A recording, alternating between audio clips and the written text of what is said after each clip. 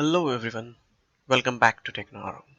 So in this video, we'll explore the useState hook, one of the most commonly used hook in React.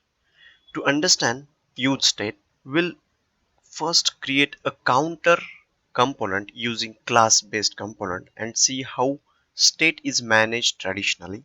Then we'll build the same counter using functional component with useState hook and we'll compare the differences.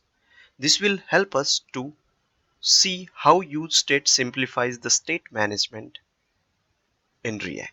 So let's get started. So let's start. So I have already created a project using create React app. So let's go to the src component, and in that we'll create a component folder, and in that component folder we'll create two components for counter. One is for counter with class based component and counter with functional component, and then we'll see how to use this useState hook within this functional component. So let's go to the src and let's create one folder, components, and that in that components let's create one more class counter component, or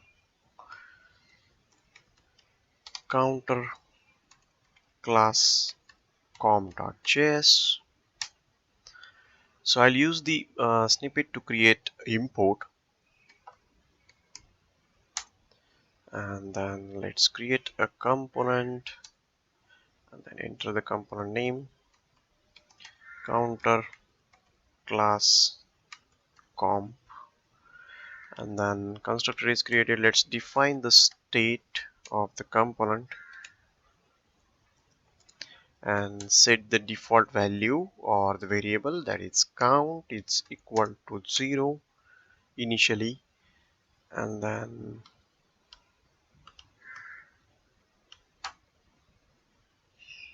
let's create a div. That div, let's create one heading tag as counter, and then we'll print this dot state dot count value once we increase the counter with the help of this click button. So let's create one more button, and in that button let's use this increment button, and let's save, and let's quickly import this component in this index.js file.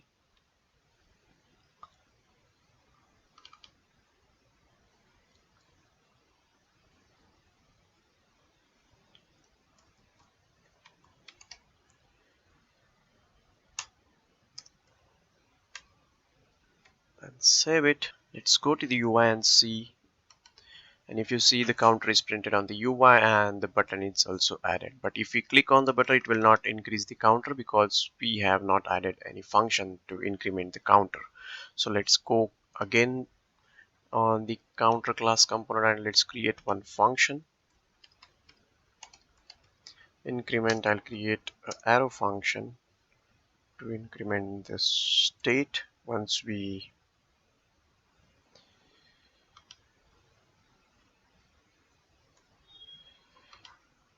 and click on the button. So in that, this dot set state count, this dot state dot count +1, and let's import this function. Let's click on create the on click event, and then this dot increment. Let's save this. Let's again go back to the UI and then see, once we click on the increment button, it will increase the counter, and in this way we have created a class-based component. So in that, we have to define the constructor, then the state of that component, and then function, and once we click on the increment button, it will increase the counter, so it will update the state of that component. So in this way we can create a class-based component. So again, let's create a functional component, and we'll see how the number of lines will be reduced once we use this functional component. So let's go on again, create one more file, counter functional com.js, and again I'll use the snippet to create the import,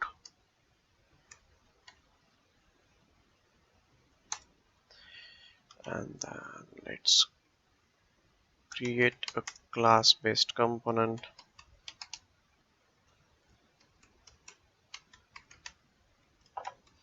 com,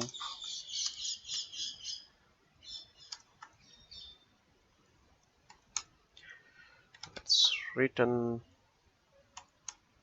let's create a div, let's create h1 tag for the counter, and again create one more button.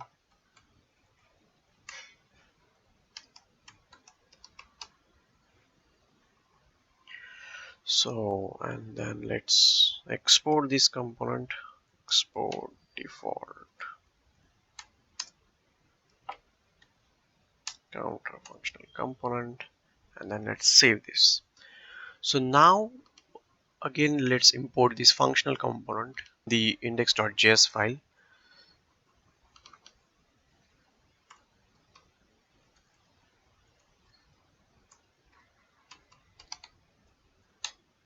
and let's save it. Let's go on the UI and see if the counter is printed, and if we see there is one typo in the increment spelling, save this and go to the UI and then see the counter is printed on the UI and the button is also created as the functional component, but we have not defined any state in this component. So once we click on the increment, it is not creating or incrementing the count. So let's use, or let's create the useState hook, and then we'll see how to use this. So let's const count set count is equal to use state, and then initially we'll set the count at 0, and then let's use the on click event, and then in that event let's use set count is equal to count plus 1. So it will automatically increase the count once we click on the increment button. So let's again go to the UI and see if the counter is incrementing. So by mistakenly I have forgot to map this count.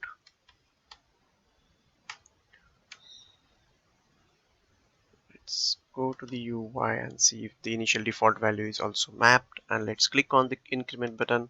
It is also incrementing the count as we previously done for the class component. So if you see the number of lines of the functional component and the usability is very easier as compared to the class based component. So in the class component, initially we have to define the constructor, then the state and the default value, and then the function.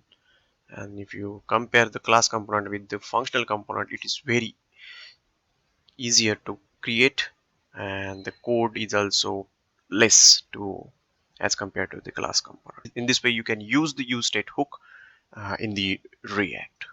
So that's how you can use the useState hook in functional component in React. In this video we have created a counter component using both class based and functional component.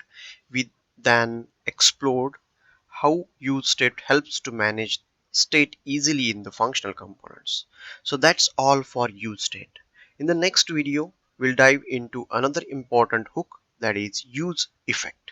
We'll see how it works and why it is useful in React. If you found this video helpful, don't forget to like, share and subscribe to support the channel. So see you in the next video. Thank you.